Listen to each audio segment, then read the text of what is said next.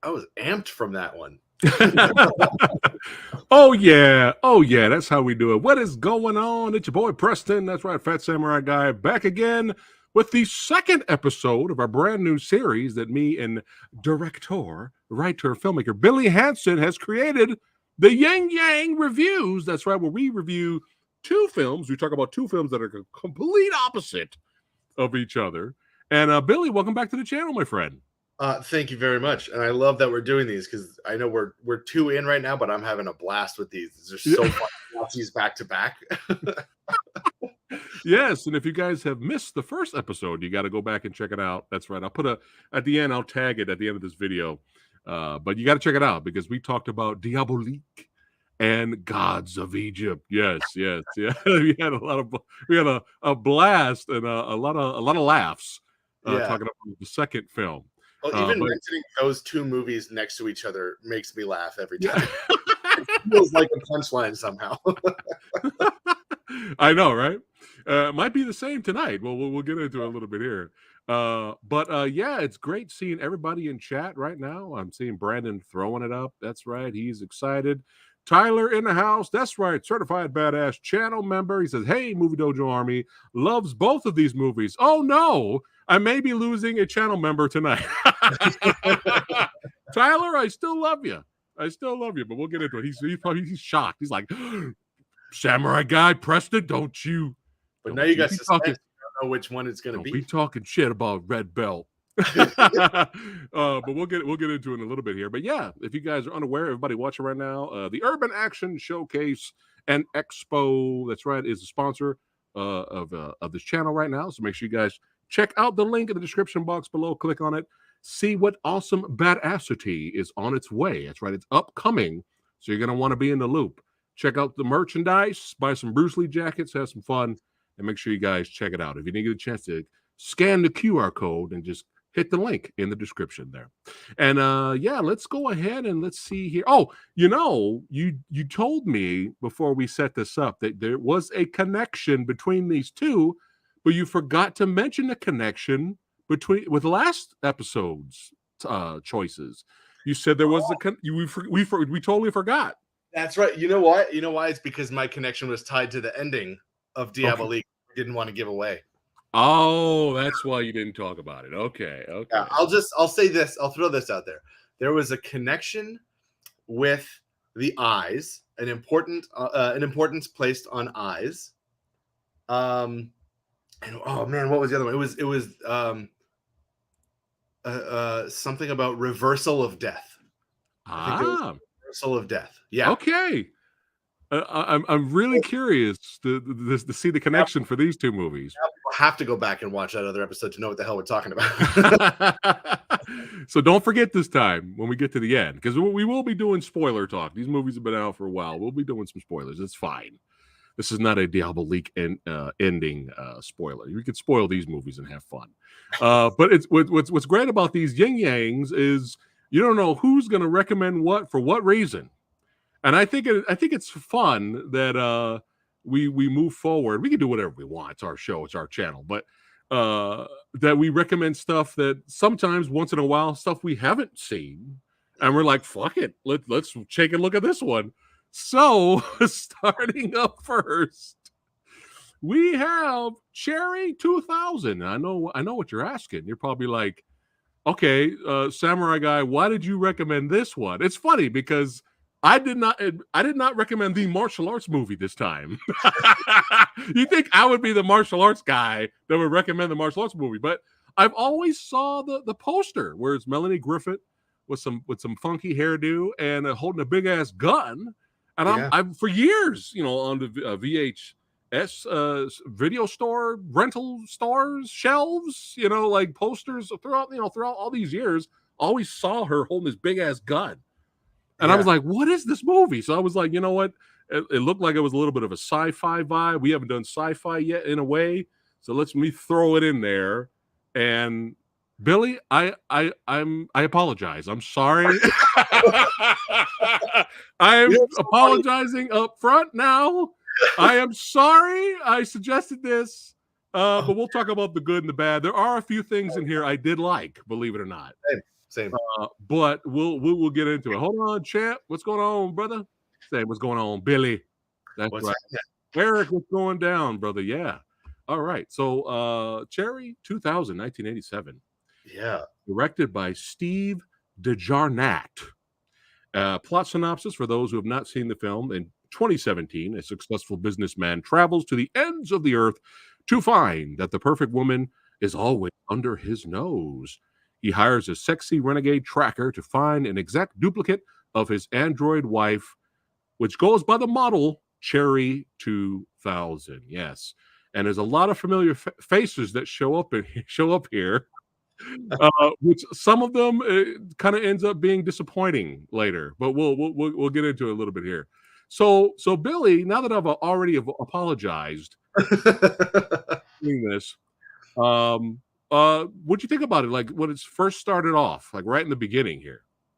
Right in the beginning, I was like, oh, we're doing something here. We're taking some swings with it. Yeah. Because it's so funny. My experience of the movie was exactly what yours was. I'd seen the poster a bunch of places, and I never knew what it was going to be.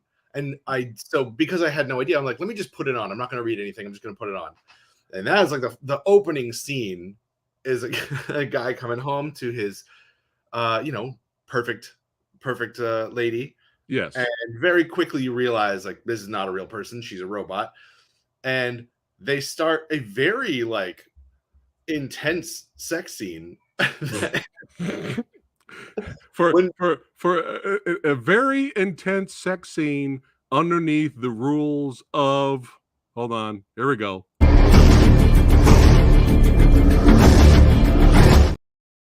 Yes. I was already pissed at the dude. I was like, you idiot. Yeah, he's an android. Y'all gonna just, I guess, in the heat of passion, you gotta fuck wherever it is. It's exciting. Fuck it. Yeah. All I can say is you got to be careful with your stuff. Yeah. You take care of your stuff.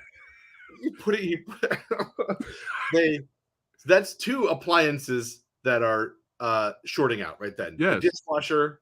Yes. Suds everywhere. But he's like, I don't care. We got to bang right now. Yeah. I love how his favorite food was a dried up burger and some fries. That was his favorite. Too. Yeah. With some meal wine. And puts it just started off from that point, and I was like, all right, I know what we're doing here. This is gonna be wild. And it certainly was. It was really wild. I feel like I should not have liked this movie. I had a feeling. I had a inkling Billy was gonna like this more than me. I knew it. I know, which is fine. If you guys love this movie, it's fine. Well, it was resetting a lot of stuff in my brain first, but at the end of it, I was like, why did I like that? Or why did I enjoy that? Why do I want to watch that again? Why am I going to go and recommend this to a bunch of people? There you go. There you go. See? I mean, there you go. Our protagonist here is an idiot. Yeah. Knows he has an android wife and decides, hey, fuck it, and let's go fucking some suds. Yep. And she shorts out, and that's the end. So he's like, fuck, there's no more left. My perfect woman. My perfect woman. It gives me dried up burger and some fries. I got to meet with the dude who hooked me up with some other sexy robotic bitches. But that, Cherry 2000 is an extremely rare model. So he's like, man, you're going to have to find a tracker. You need to go out in the wild and the post-apocalyptic land. And you need to, because there's a good shot. There's some models left out there. And he has the computer chip CD mini disc thingy. He took it out of her head. So her memories and everything is still in there of him and their relationship and stuff like that. So he has that with him, which we'll get into a little bit. Recipes he still has. Yes. So he meets up with our tracker. It's funny because I thought Melanie Griffith was Cherry 2000, right? This is one big gripe I have to pick with the movie. For years, for decades, I was like, she plays a character named Cherry. Her hair is red, and she's on the poster. Of course, got a red car. Got a red car. Yeah, no, she's not Cherry. No. Blonde robot. Yeah. Anyway, Cherry's getting shorted out right here. Yeah, that's what's happening with Cherry there. But he meets up with Cherry, and we see a lot of people along the way. I feel like a lot of the interesting visuals. There's some world building here. They're trying to create a world. Yeah. So there's a lot of interesting visuals with the club, the club, which is the red light district club, where you can go in there, scan your card, and you'll have a lady of the night. The Glue Club. Yes, Glue, who's ran by Cowboy Curtis. Yes, Larry Lawrence Fishburne, Morpheus, is in the movie for 5 seconds, but it's great to see him. He had wonderful hair. That hairstyle was banging, man. And it's so funny to see someone like that show up in a movie like this. You can just tell they're better than everything. Yes, that's a theme. Yeah, Billy nailed it. This is one of my problems with the movie. Is like, yes, he's better than the other characters we focus on. Yeah. When our character here by the name of Sam Treadwell is the character played by David Andrews. E. Johnson is Melanie Griffith's name. So when Sam meets E, no chemistry whatsoever for me, like none throughout the entire movie. Absolutely no chemistry at all. And when they both start talking together, like, hey, we got to go to the thing.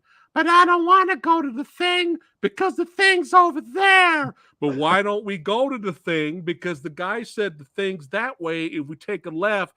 But I know where I'm going because I've been out here 5 years. I was just like, oh my God. This is the whole movie? Impression, by the way. Yeah. I was like, this is the whole movie? Jesus Christ. Oh God. All right. Buckle in, Samurai. Yeah. Buckle in. Here we go.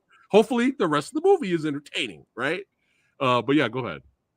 Oh no, I was just gonna say, like, that scene, I realized at that point, like, oh, we're just going out into like a wasteland. So everything that we've set up earlier with the whole like future and like this, there is actually some interesting stuff and some really out there ideas where they go to the club and they're like, oh, to get a woman you have to have a contract and stuff. And I was like, okay, all right. That's why he's so tied to this android woman. Like, it's so hard to meet real women or something. I'm not even sure what, but it doesn't matter what they're saying because everything gets just set aside because there's a wasteland out there. Yeah. Even though it's Mad Max now. We're a post-apocalyptic film now. Yeah. Yeah. Which I love. I love post-apocalyptic films. Of course. Yeah. Same. But yeah, suddenly I realized we're going from like Johnny Mnemonic, Blade Runner-esque territory into Mad Max. You know why? It's cheaper. Money? Yeah. Yeah. Like, okay, this is a cool idea. Just set it in the desert. Yes. Yeah, Michael says, "Oh, yes, you do need a contract." I love how she was all pissed off at him. She was like, "You Yeah, motherfuckers!" Well, we can't. yeah. She didn't say motherfucker because She implied motherfucker though. yeah, she implied motherfucker. You can't say motherfucker. Well, you're allowed one motherfucker in your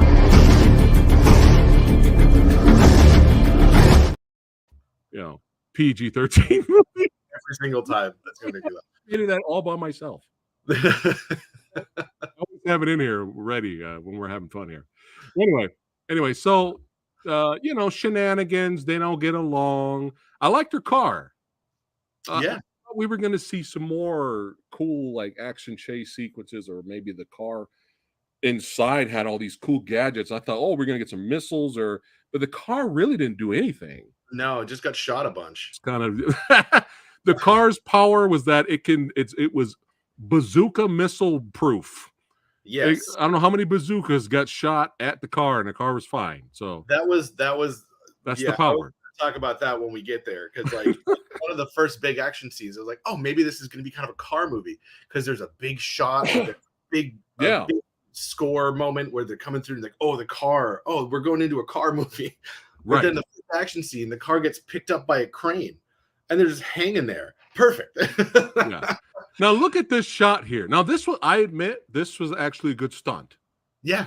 But unfortunately, it looks more impressive here than it did in the movie.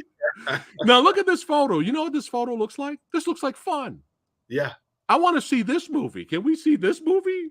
Like this looks like a blast. Like this looks like this is amazing, right? Yeah. But we kind of got this movie to me became kind of like meandering the movie. Like where are we going? This is where we needed director Billy Hanson to come in and kind of guide the plot. Yeah. And I'll tell you where the movie really started to lose me. But I was on board a little bit when we got to the bazooka fight, right? Yeah. She busted out some bazooks. Mm-hmm. They got ambushed by a bazooka gang. Yeah. Right? She pulled out a bigger, huge, gigantic bazooka that was like ghetto blaster size. And she like blew up a whole mountain. I was like, all right, movie. I'm like, okay, I'm paying attention at least. Yeah. I just didn't.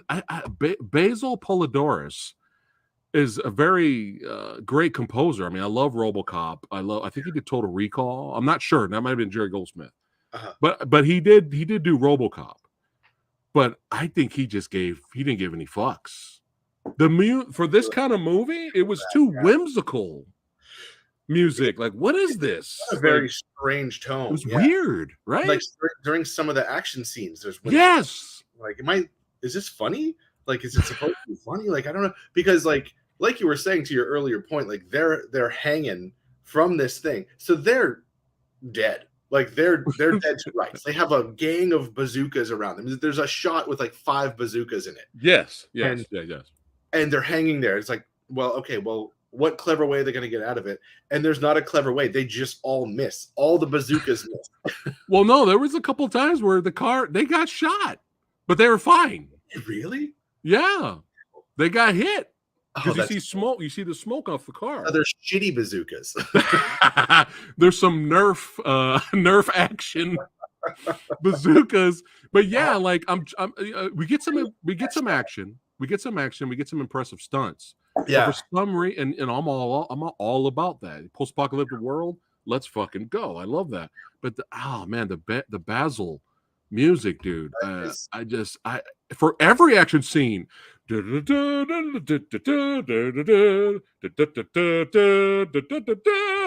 like, what is happening? What is all of a sudden? Yeah.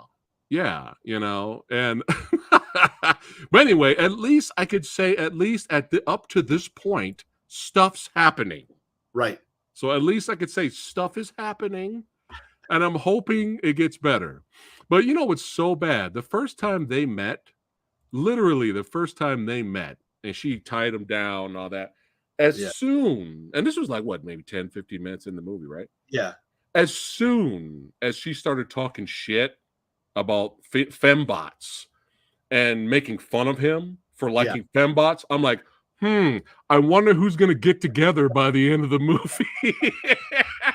Like 15 minutes in, I'm like, here. Yeah. I wonder what's gonna happen by the end. Yeah, yeah, same. You realize like, oh, this is what we're talking about. Got it. Okay. And throughout the movie, they're like, the movies has these moments where they're looking at each other. They have some of the googly eyed Yeah. action, and she has her top off. She's sleeping over here, and she turns over and looks at him, and he looks at her. He goes, "I'm like, movie, we already know. Movie, we know. We Yeah. know. We have to stop. You know. What's up, Sean? Hey, we got a legend watching, and Sean 99. Yeah, yeah. Oh, what's up, Sean? Thanks for hanging out, guys. Having a blast talking to movies, man. This is what it's all about. Even if they're mediocre Yeah. or amazing, we're here to have fun. I would say the best actor in the film was Ben Johnson. Yeah.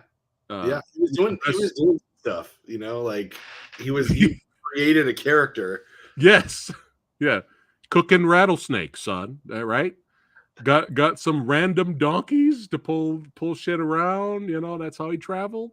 He But in seemed terms of like delivering the lines, he was very Ben Johnson. He was very natural. He's like, but everyone else, man, Jesus Christ, Jesus. I don't have anything against anyone in the movie. I've seen like everyone in the movie. I was like, I Oh. know you something else, Right. but whew, like a couple of those Melanie Griffith lines wow, we just did that and moved on. No need for another. Do got you the- remember? Do you remember some of them? Oh, I wish I did. My brain sort of glossed over them a Yeah. little. Like, wow. It was probably amongst the line of, I know what I'm doing. We got to go over here or something like that. Like, and the guy's like, all right, fine. I'm just like, Yeah. oh my God, Jesus. But anyway, they meet up with Ben Johnson and his rattlesnakes and donkeys, and he's trying to help them out. Again, the movie's trying so hard. It's like, no, movie, we already know that Molly Ringwald and Christian Slater are gonna get together. Yeah. Diet Christian Slater are gonna get together by the end of the movie. Okay, Yeah. We You already- can't we already throw know. that much side boob and not end up with the guy at the end of it. And smiling at him too. Which she knows she's got her shirt off. She's Yeah. getting him the googly eye. Also, just the fact that the whole movie, the whole plot hinges on this guy going into the wasteland to find his sex doll, not any sex doll, his sex doll. And like a lot of people are dying for this. And she is still like, I'm into this guy. Like I need to go after this guy. Like that's what the whole thing hinges on. I kept feeling that like every scene. I'm like, why does everyone want to help this guy get his sex doll back? Yeah, when he was explaining to Ben Johnson why he's there and what their mission is, I was waiting for Ben Johnson to go, "You fucking pussy. The fuck are you doing down here looking for a fucking sex doll? You got the woman of your dreams right next to you, youngin." Yeah, but it's just wild. Like, and I never lost that sort of bewilderment. I feel like I never lost we're really just going after a sex doll. Yes, like that's what we're doing. Yes, all right, yes. cool. I'm in. Yeah. I'm in. Yeah, again. I should not have liked it. I was no, it's fine. No, it does. I will say it has a certain charm to it. Yes, I'll say that. But I'll get to the part where the movie lost me, and I'm kind of still with you up to this point. I'm like, all right, shenanigans, Ben Johnson cooking snakes. I don't know where we're going, but like other actors being wasted, like Fishburne, dude, the real villain of the movie was right here. Yeah, they completely wasted Brian Johnson, man. I was like, this is your villain. Yeah. So we'll talk about where this is where the movie lost me, and of course now the picture is not here now. Anyway, I had a photo in here of the villains. The actual villains of the movie, when they show up, why do they hate trackers? No Was idea. that ever explained? I think it's just opposing factions is what I got from it. Anyone else that's not in their gang, Yeah, kill them immediately. Here, I'll do. I got it right here. Let me do screen share that everybody can see what the villains look like, and then we can talk about them. There you go. Now, this actor in the middle, he seemed like he was having fun. Yeah, Like he he was seemed like, swings. but I'm still trying to figure out like why they hate trackers. And then this is when we were introduced to our lead antagonist, excuse me, protagonist's ex-girlfriend, who's now with this guy who likes to make sandwiches and sunbathe. I was kind of checked out. I was kind of like, well, I'm done, because we stayed here way too long, dude.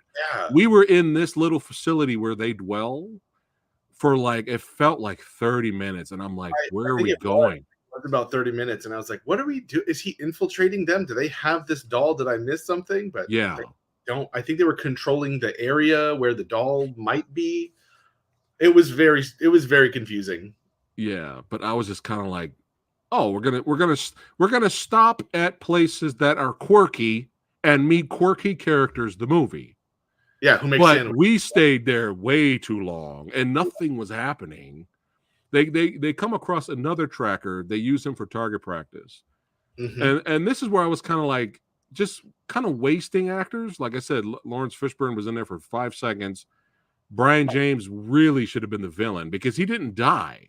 I was expecting him to show up later, Yeah, like hunting them. And you wasted your chin tuckets. How you gonna waste Zadar, yeah. man? I saw Zadar, and I was like, "Oh, cool! There's going to be like a big fight scene or something." Yeah. Hey, Just could you explain something to me, Billy? This is why I have these pictures the certainly way try. they are.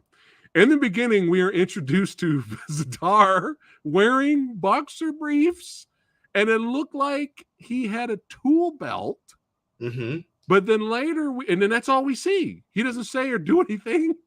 And then later in the movie, he's part of I'm going to call them the Sandwich Gang. He's part of the Sandwich Gang, and he's got pistols now on him. Is he Yeah, the same character, or was he just two characters? I that's a don't. good question, actually, because I don't know. Like when they have him in the crazy get up in the beginning in the Yeah, boxers, I'm like, oh, they're showing that this is like a really strong, like this is going to be a villain that they have to fight. That's going to be his whole thing, yeah. and the fight at the end is he bonks him on the head and he falls over, and it's like, haha, giant conquered. And I had a moment of like, Well, you know what really happened, right? So he was trying to get away, and Zadar, aka named, his name is Chet. uh-huh, So Chet cuts yeah, him off, and he punches him, and then he falls down, right? Well, as soon as he falls down, there's a dagger in his back. E threw the dagger in his back, killed him. oh, that's right, of course, that's Yeah, right. because I said the same thing. I was like, man, you can't job out the super chin, tuck it Yeah, no, with no. with a punch. Nah, man. But he got stabbed in the back. That's what That's happened. yeah, all right. That's at least something else. But I Yeah. still felt like, how are we What's up, Sumo? Yeah. done? Right, right, yeah, yeah. I thought he was part of the sex industry right in the beginning there. I was like, "Oh, okay. Maybe there's male bots, Could be. sex bots." I thought he was a male sex bot. You got female sex bots. Why not men? There Something. has to be some. Yeah. But yeah, so you wasted your chin tucket. You wasted your Brian James. You wasted Cowboy Curtis. And again, the Sandwich Gang, what like just give me generic crazy road warrior dudes Yeah, who yeah, attack and pillage. There's like this. I don't know. I felt like the movie was trying to be this really fun, quirky, hilarious adventure. And the yeah, guy who did this movie did um he did God damn it, Strange Brew. yeah, yeah, Strange Brew. I haven't seen that in a long time, but the last time I watched Strange Brew was hilarious. yeah. So I was just kind of like, dude, where's the comedy? I was searching for it, right? I It's was like, silliness with no jokes. yeah, there you go.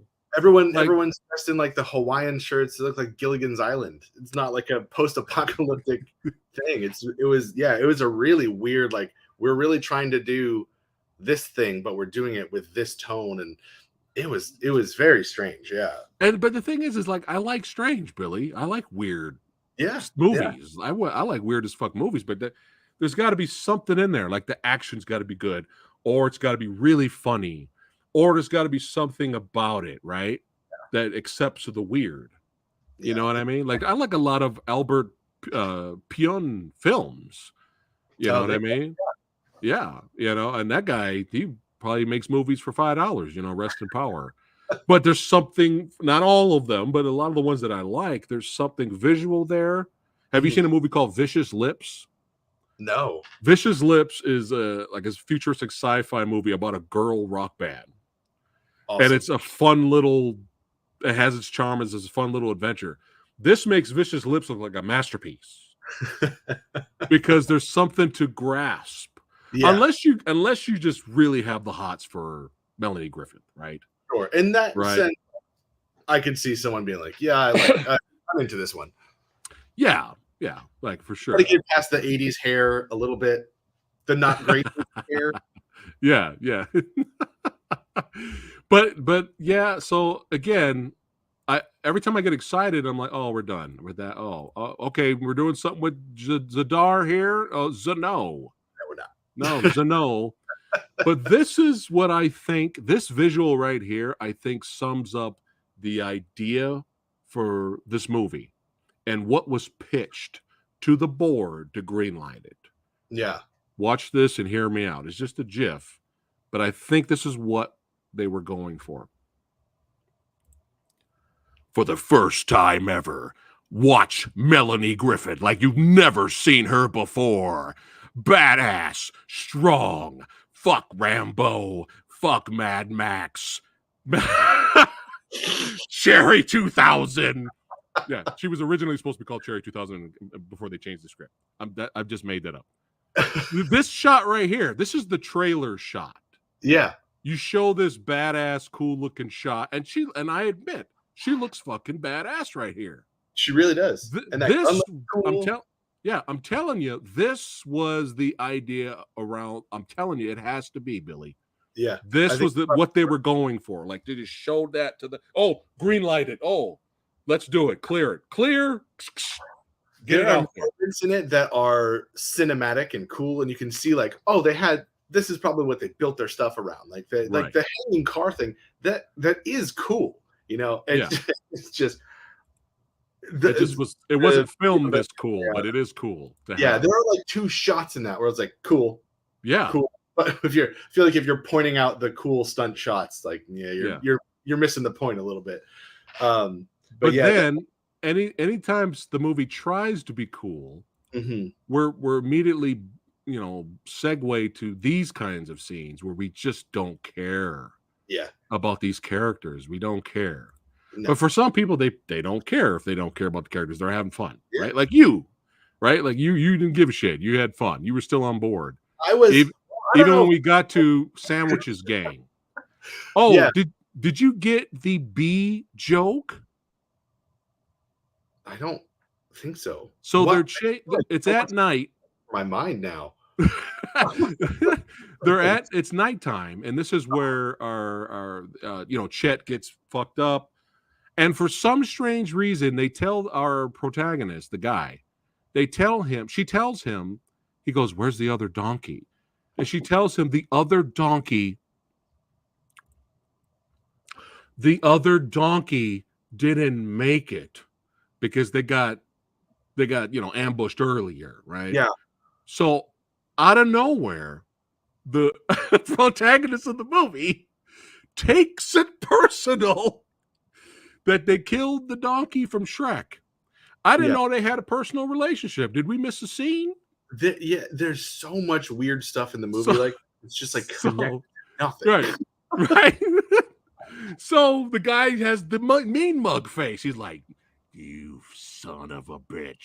He goes and grabs the gasoline, pours it all over the vehicle, sets them on fire, explosions, boom, boom, boom, boom. They drive away. He starts gangbanging, shooting while they're driving away. And then Sandwich's leader comes out, and he's trying to run after them. And out of nowhere, his girlfriend goes, "Watch out for the bees." And Sandwiches guy runs, falls down into some kind of bee lair, crawls out, and he's like, ah. You might as well insert the Nicolas Cage meme, not the bees, not That's the right. bees. Because that was my thought when she shouted, "Watch out for the bees." It's like, Yeah. what? Did we steal that from this? Maybe someone was a fan of Cherry 2000. But yeah, and then the next time you see him, he's all Right. fucked up. And I was I looked at my wife. I was like, so where's the joke? I'm trying to find the joke. There's a joke in there somewhere. There has to be. Where's the joke? But fuck it. No, we'll just keep going here. Why? Because it's cool. E is badass, and this is what it's all about right here. Now, I would have preferred if Melody Griffin's character just completely murked 1,000 dudes throughout this whole movie. Yeah. More of this and less of this. Mm-hmm. Completely just murking dudes. Make this R-rated. Fuck this PG-13 shit. It's the fucking 80s. Make this R-rated. I'm talking Lady Terminator body count. Yeah. Have you seen Lady Terminator? No, I have not seen Lady Terminator. It's amazing. Oh, it's amazing. It is amazing. Okay. Bigger body count than Arnold Schwarzenegger's Terminator. More cops get fucked up. Lady Terminator's amazing, dude. It's one of the greatest. And that movie's batshit insane. But I love that movie because there's entertainment to be found, right? Yeah. But this one just undercuts itself the whole time. But you know what I'm realizing right now as we're talking? Yes. I watched it yesterday, and there is shit that I had forgotten. I forgot about the bees. I forgot, and then all these little moments were they got hit with bazookas. Why don't I remember that? But it's already leaving my mind because there's it's just not connected to anything in reality or human. It's very the crazy movies can be crazy because it's made by a crazy person, and there's a crazy logic to it. Yeah, or they're going for shock value. Yeah, exactly. Shock schlock. Doing something, but I feel like this movie, I kept as fun as I had watching it. There were you're not really doing anything. They're just not doing a bunch of stuff, which is it's not as fun. It's not as engaging, and that's why you end up only knowing the poster everywhere, and no one ever wants to see. And the other poster that I kind of shared during the story on Instagram that I posted, that's a dope fucking cool poster. The red car stunt, it looked retro 80s. It's man, there was more fun in the artwork than the actual. Well, for me, everyone's different. Everyone's different. Really quick before I move on, Sean has a question, Billy. He says, "Do you have a favorite indie film?" Well, that's a tough question. That is a tough question. Maybe name one of them. Bone Cold. Good answer. That is a person that was very close to me. You know what? I will tell you one of the most recent indie films that I really loved was Green Room. Oh, yeah, it's good. I watched Green Room, and that one knocked my socks off. Underrated. Yeah. That one, I watched it on a plane, and I was just glued to it because it's so incredibly intense. They showed Green Room on a plane. Oh, no. I had it on my iPad. Oh, I was like, what? Yeah, that would have been the plane audience would be like, be freaking out. Yeah, underrated movie. But yeah, I'm telling you, shots like this was what sold people. I think all right, we got to do it. If you just showed me this, if you just sent me this, if it was your pick, and you said we're watching Cherry 2000, oh fuck yeah, let's go. Yeah. But no, we got whimsical Basil Polidaris music. I feel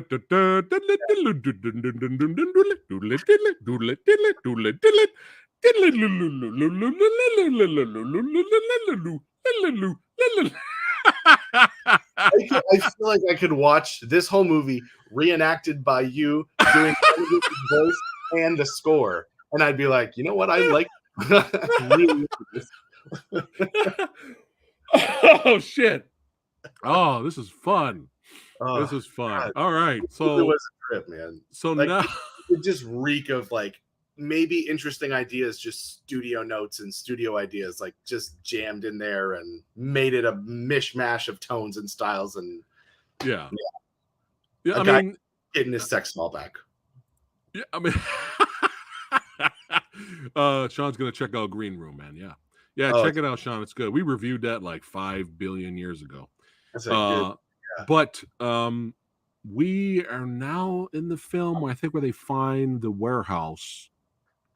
I'm not missing any scenes important, right? When they find the warehouse where it has the shut down dolls, you don't even remember.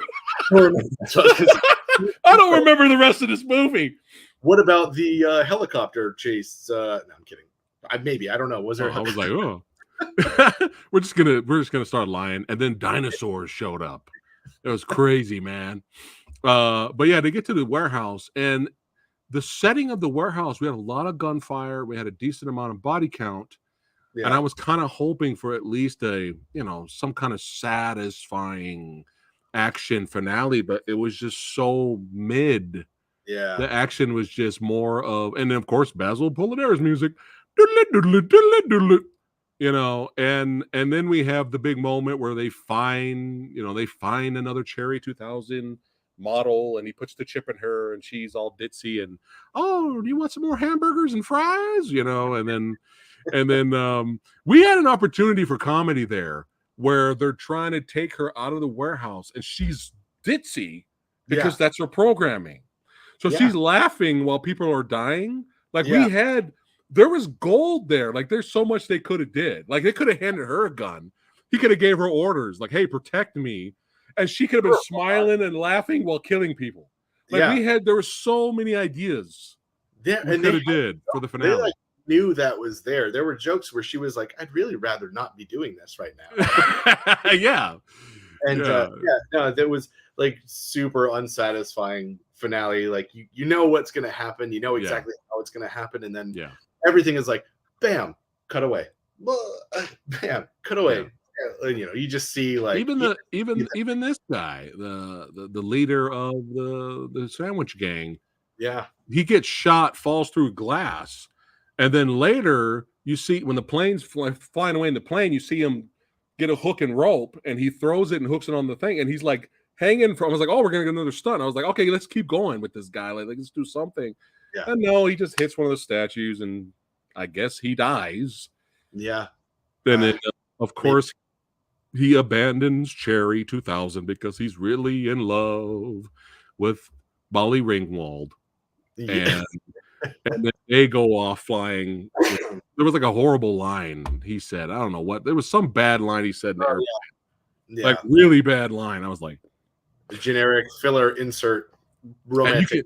And they drive. They fly off into the sunset.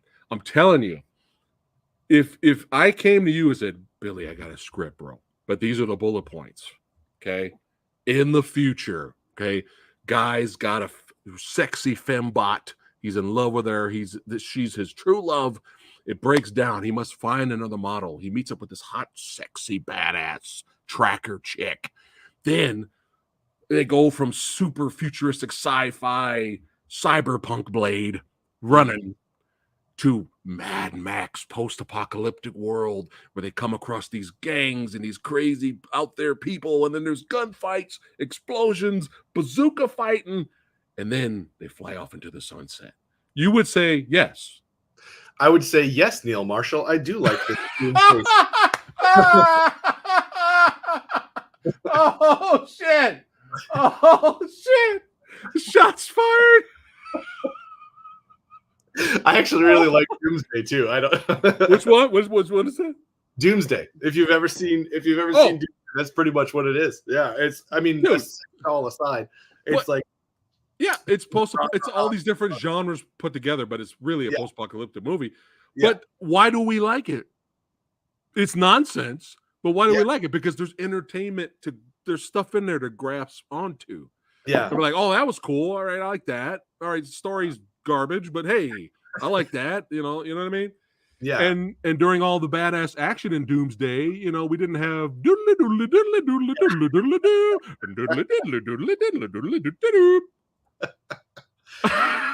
a lot of strange decisions went into this one. Yeah. I hope you guys are enjoying this. Even if you love the movie, I hope I'm making you laugh here. I hope I'm making you laugh.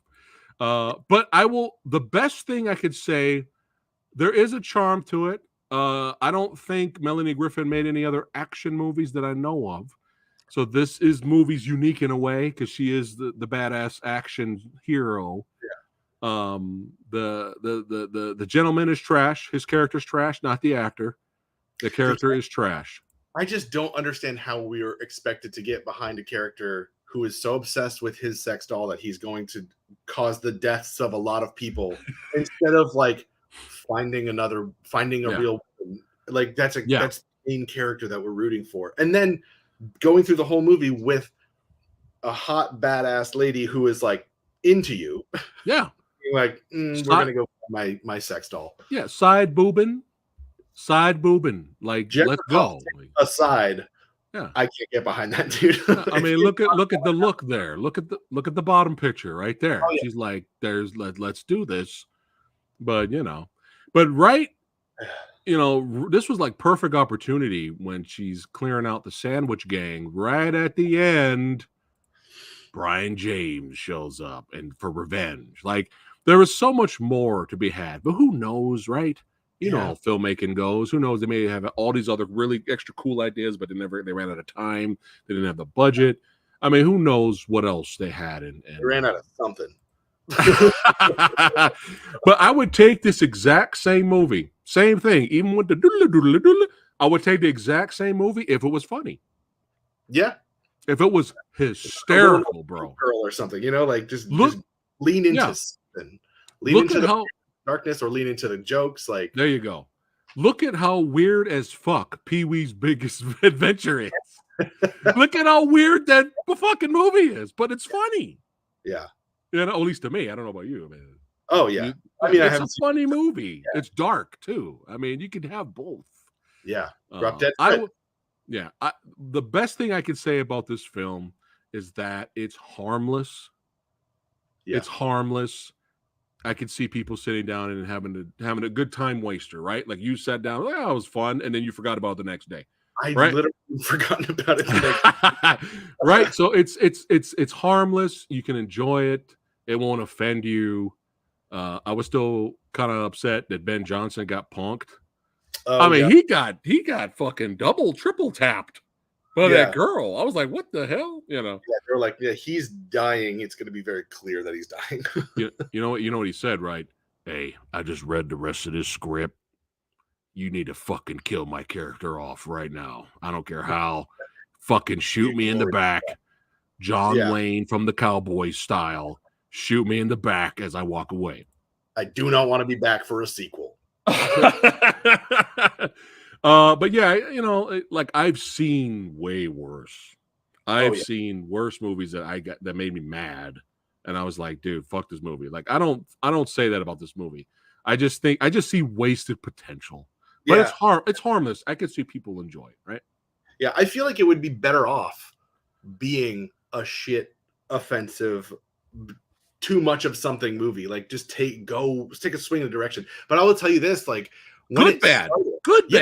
Exactly. Yeah. When it started off, I was really surprised that it was a studio picture, like a big studio picture. It was like MGM and I think it was like TriStar or something. I forget who it was, but it was like big companies behind it. And I was like, I did not know that this movie was a big release.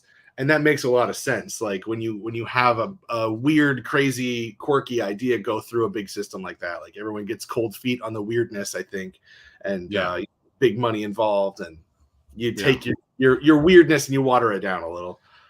Well, I think, and let me know, Chad, and those of you awesome people that watch this video later. I hope you're entertained and it makes you laugh.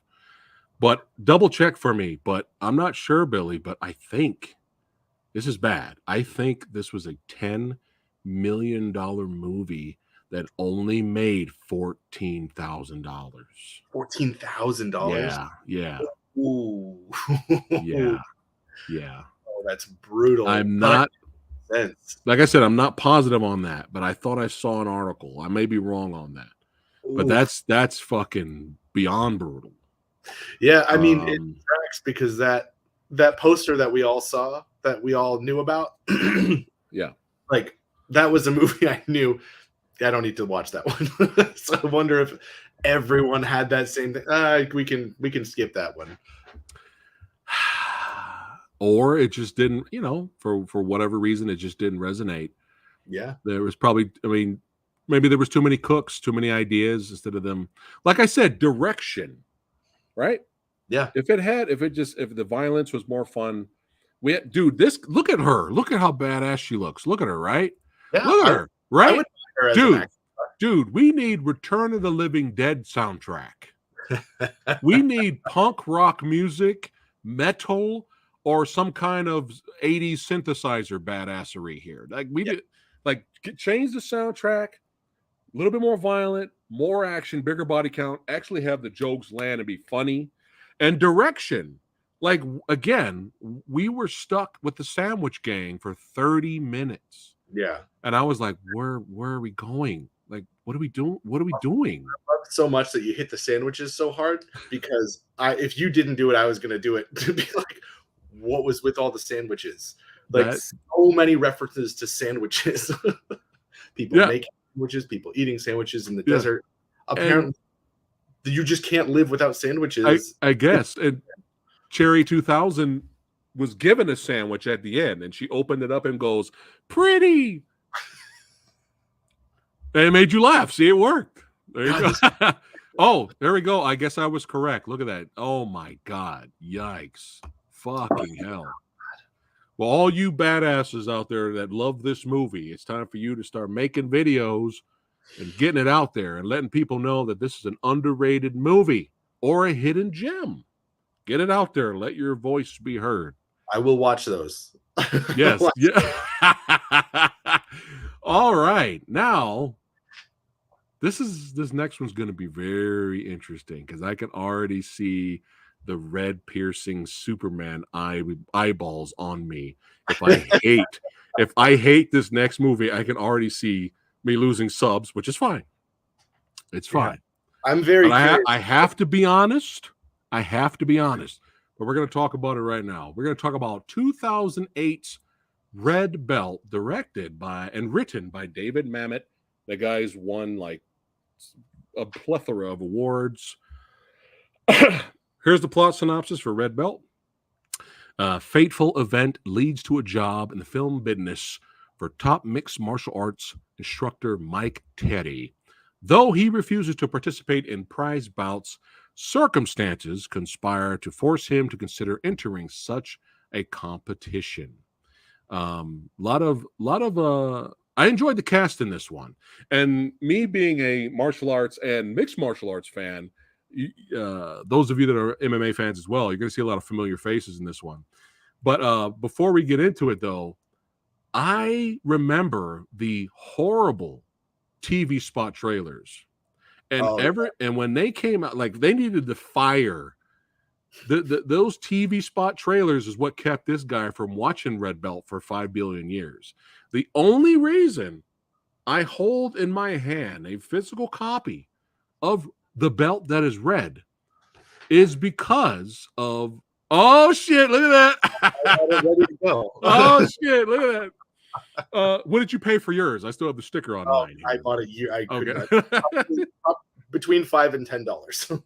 $6.99. There you go. There you go. So the only reason I have this in my hand is because the Movie Dojo Army and people over the years kept telling me for a long time, dude, Redbelt is underrated. Redbelt is legit. Redbelt needs to be talked about. It needs to be praised. We must sucketh the dick of the red belt. So I'm like, well, fuck. I guess I gotta. What did I miss out? But you got to remember, guys, back then in 2008, all I remember was jiu-jitsu guy throwing another guy, cutting to Randy Couture, cutting to Tim Allen, red belt. And I was like, what the fuck was that? They needed to fire. Those early trailers did not do this movie any justice. Otherwise, I would have watched this many years ago. Yeah. But I was like, what is this movie? Is this a MMA movie? Is jiu-jitsu? Like what is this? Tim Allen. They like end it with Tim Allen as like he's the star. And Tim Allen. I was like, what? Why is Home Improvement to see Tim Allen in this martial arts movie. Yes. I was like, what is happening? What is happening? So yeah. So anyway,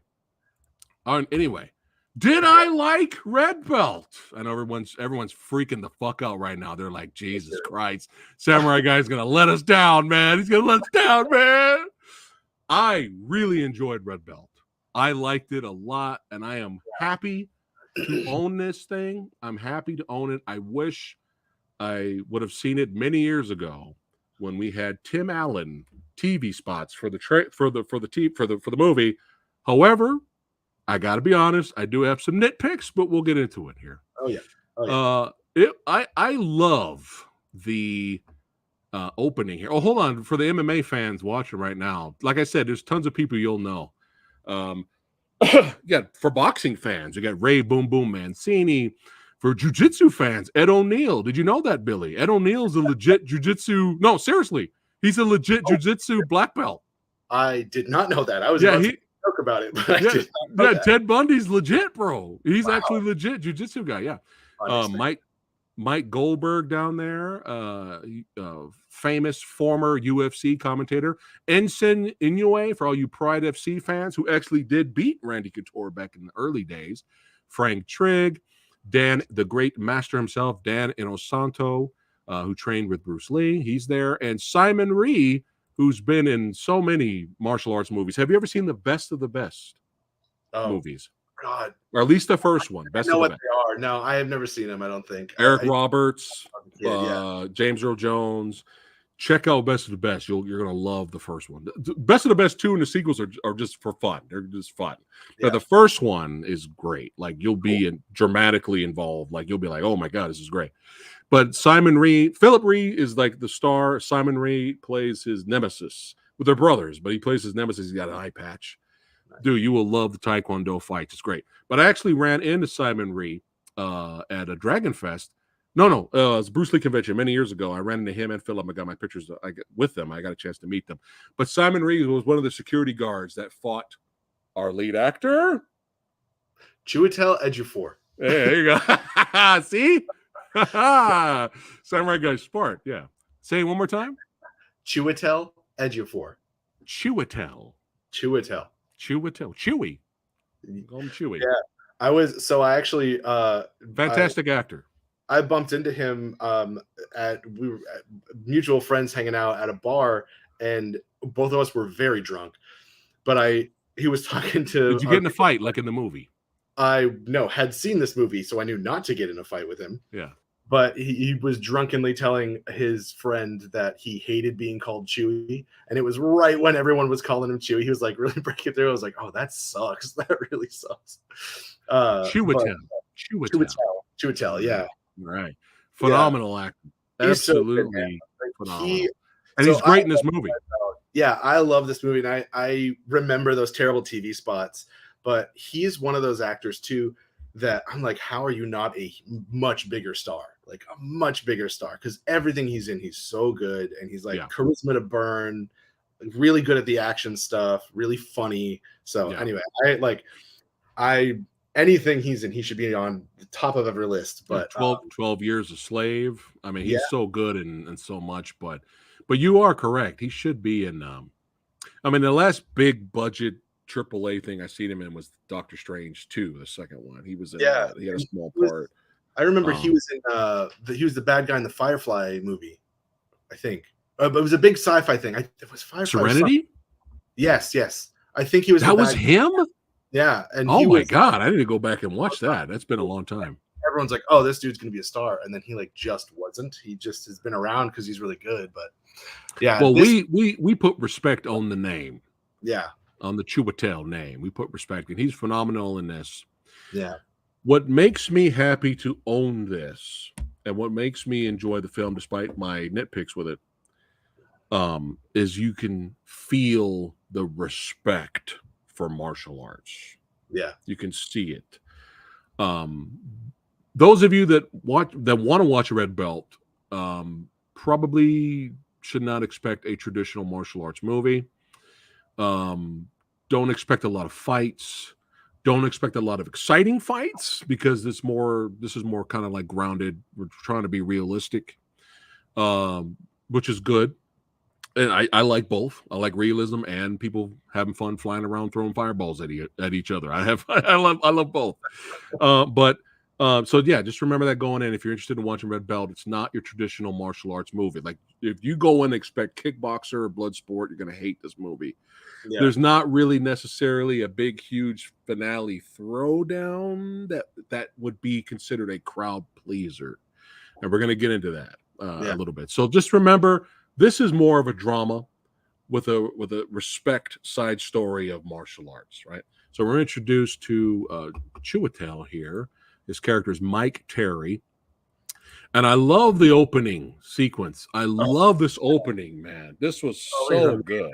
Yeah, it's so in your face and like sets the scene for it. He's just talking through a fight and like and so you see the mentality is just different and it really like launches you forward and yeah, it's really intense.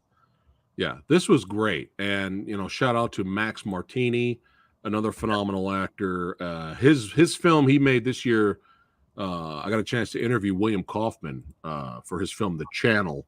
Max Martini's my favorite character in that movie. He's great. So plays the cop, getting the harsh lesson. He wants to be that black belt, right? So he's all tied up, and you know, he sicks his boy on him. He's like, no, get out of it. You try to get no, you're not stuck. Get out of that move he's got you in. Get out of it. There's always a way out. There's always a counter. Yeah. It was great. Really good stuff. Yeah. Really good stuff. But a little bit after that, we're introduced to a female lawyer accidentally hits Terry's car. She goes into the dojo when the class is over. She's very skittish, kind of she freaks out, like nervous. You find out a little bit later why. And she accidentally shoots the cop's gun because Mac's character's a cop, and shoots through the window. And you know, Chiwetel's character Terry is kind of like, all right, there's something wrong with this lady. You know, can we kind of give her a break? Max gives her a break. Joe Collins, that's his name. Joe Collins gives her a break, and he's like, I don't know what you're talking about. It's fine. She didn't try to kill a cop. We're not going to do that to her. It's fine, you know. And, you know, she decides to leave, and she comes back a little bit later, which we'll get into. But, you know, the breaking of the window is a reminder of the reality that they're financially not doing well. Him and his wife here. And his wife, she's had a very interesting career, Alice Braga, who's been in probably every genre up to this point. If this is a martial arts genre in a way, you had sci-fi, a little bit of horror. Like she was in sci-fi with, what was it, Jude Law and Forrest Whitaker? What's the name of that movie? God damn it. Help me out, guys. I actually like that movie. Jude Law and Forrest Whitaker. Oh, the sci-fi movie, guys. Help me out. Repo Man? Repo Man, yeah. She was in that. Then she had a little horror movie with I Am Legend. Man, she was in Predators. Yes. Yeah. So she's kind of been, and then she had a successful TV series for a while. Yeah, Gene LaBelle was in this too. I couldn't. Gene LaBelle is always in there. He's everywhere, man. But yeah, you know, she's like, you know, I can't pay for the window. The side job that I'm doing isn't doing that well. You know, what are we going to do? She wants him to ask for money. That goes horribly wrong.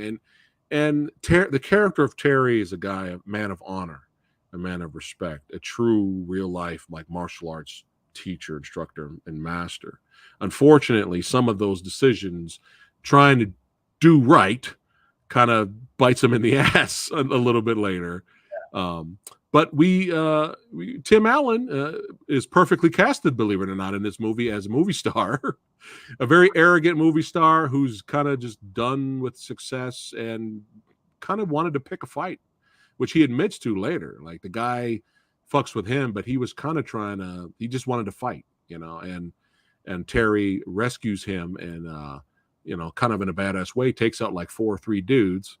And the cops see this on camera. You know, the word gets out. Like he took out a couple of guys. It's pretty impressive. Yeah. You know, he even the guy pulls out a knife and cuts him a little bit, but he disarms him. You know, really good stuff. Great stuff. And, you know, over the time, of the course of the film, Tim Allen's characters were very impressed by Terry's character, and he like, hey man, why don't you come in on my next movie, and I'll make you a producer. I want to use your martial arts style and make it realistic because Terry used to be a military guy too. Yeah. I think, did we miss a subplot there? I don't think so. I think it's just the stuff with the lawyer kind of comes in and out. Okay, because there's that scene where Boom Boom Mancini's there. Mm-hmm. He's kind of showing him how to do knife fighting. He's trying to teach the stunt dudes. Oh, and then hints that Terry's very dark past in the military. He has right. It's like, hey, did you tell him what you did? And he said, no, he didn't ask. Yeah, we never on it. Yeah, we never really go back to. I was always curious. I thought that might have been brought up at some point, like as something happened in his past there. But yeah, he wants to use his martial arts style and tradition, so he starts rewriting the script and inserting his technique so they could use it for the movie, and everything looks great. He's a producer. They're going to get money. Tim Allen's wife in the movie, his character's wife, hooks up with Terry's wife, and they're doing big business. She orders like $30,000 worth of garments so she can make these dresses, and it's looking great. All right. And then I keep calling him Tim Allen. Chet. We have another Chet here. Chet Frank gives Terry a watch, and you can take it from there. What happens next? As lots of things turn out in Hollywood, you realize like everyone's kind of full of shit, and the watch, which is a gift, I feel like he doesn't want to accept, doesn't know how to accept, but he has no choice but to accept it. Yeah. He ends up giving it to the cop as sort of almost like as a thank you or like a repayment for a debt, and only to find out that the cop's career is now in jeopardy because the watch was stolen.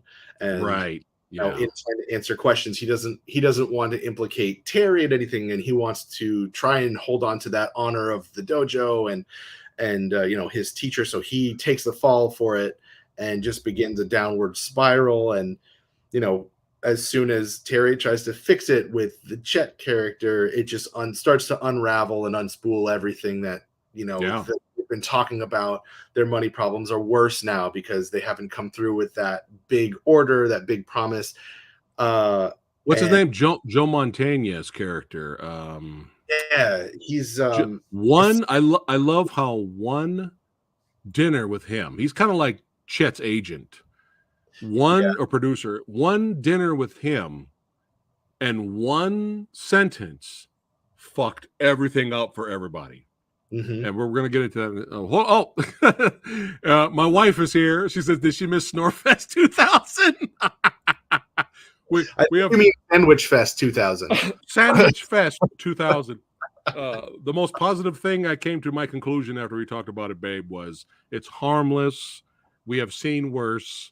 And I could see people enjoying it and then forgetting about it after they're done watching it, which Billy did, by the way. You actually forgot about so many things. I think Griffith was in it. Anyway. Really quick, favorite sci-fi flick?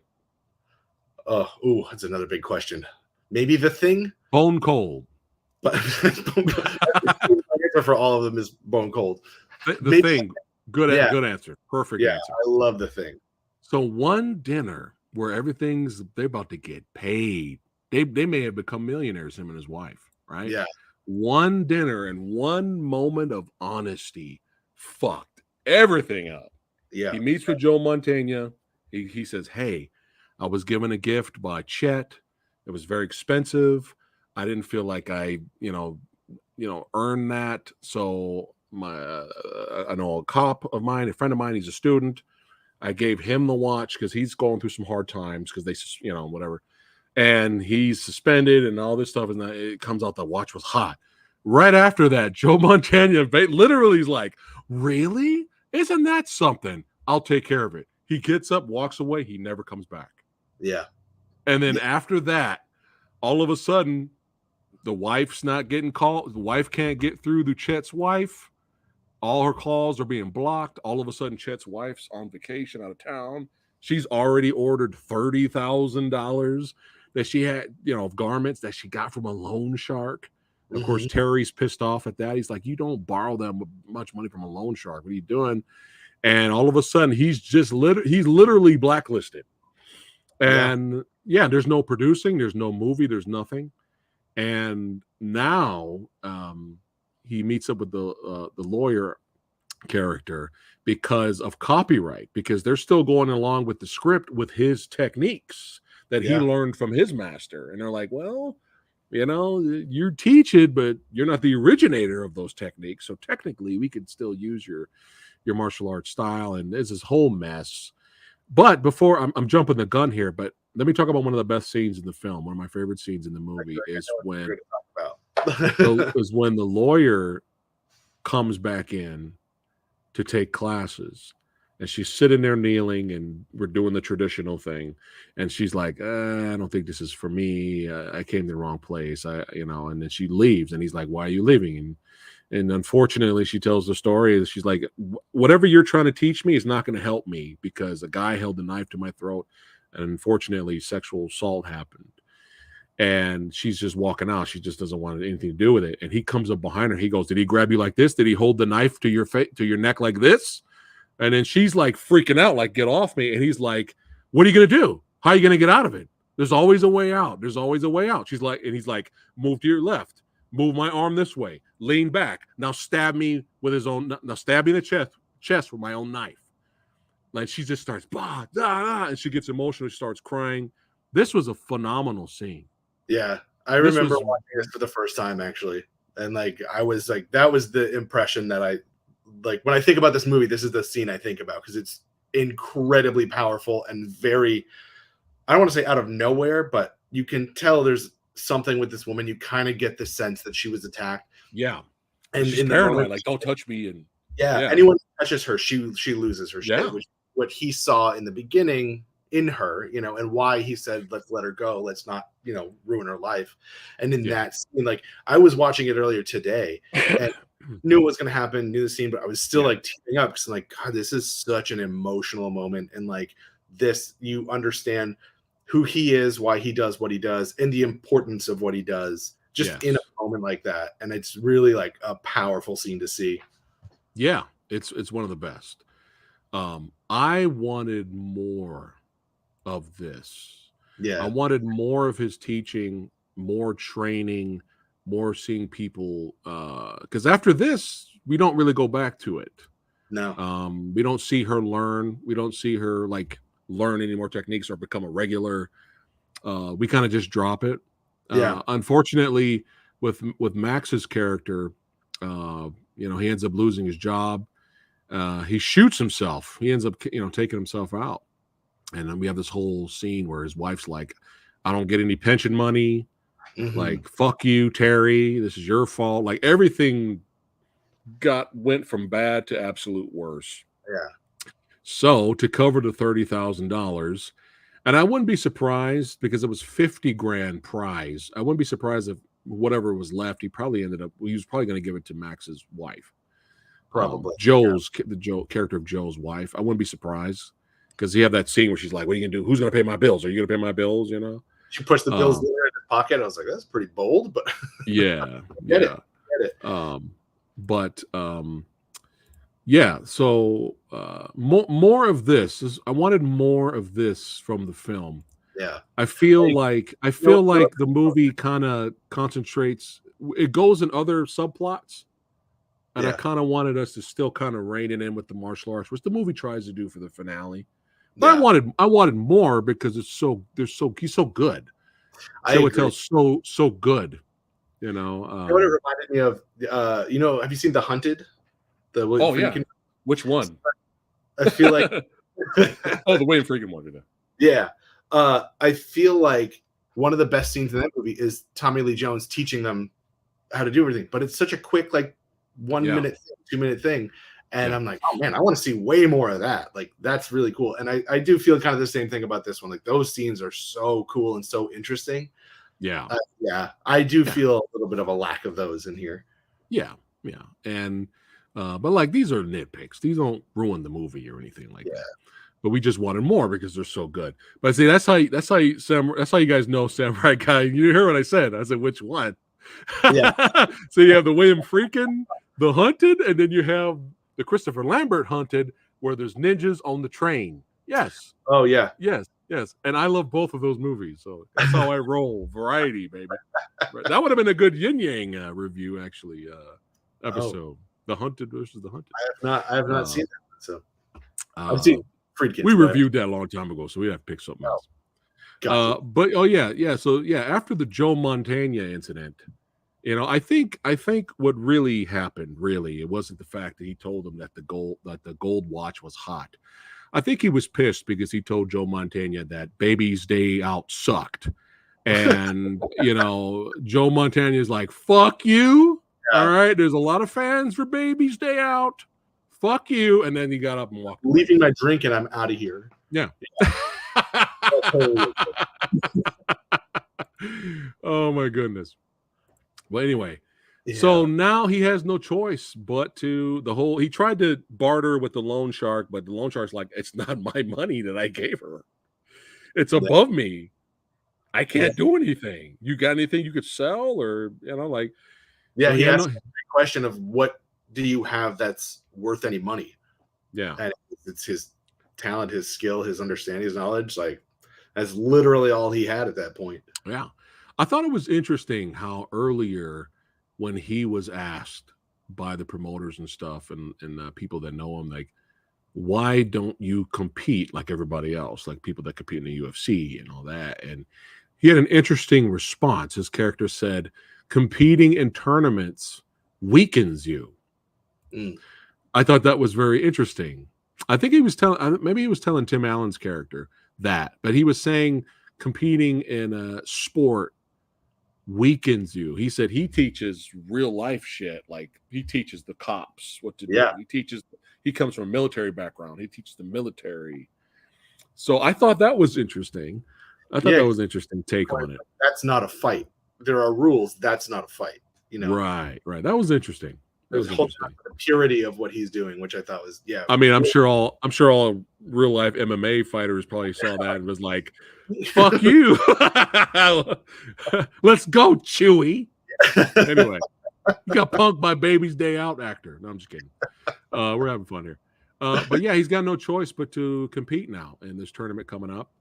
$50,000, and then he gets wind. And this is another thing. Again, like if you're expecting Bloodsport, Kickboxer, stuff like that, the Undisputed series, you're going to be let down. You're going to be disappointed if that's what you're looking for, because we don't even get a training montage. Like it looks like it sets up like you're going to get a training montage. He stands there looking at the bag.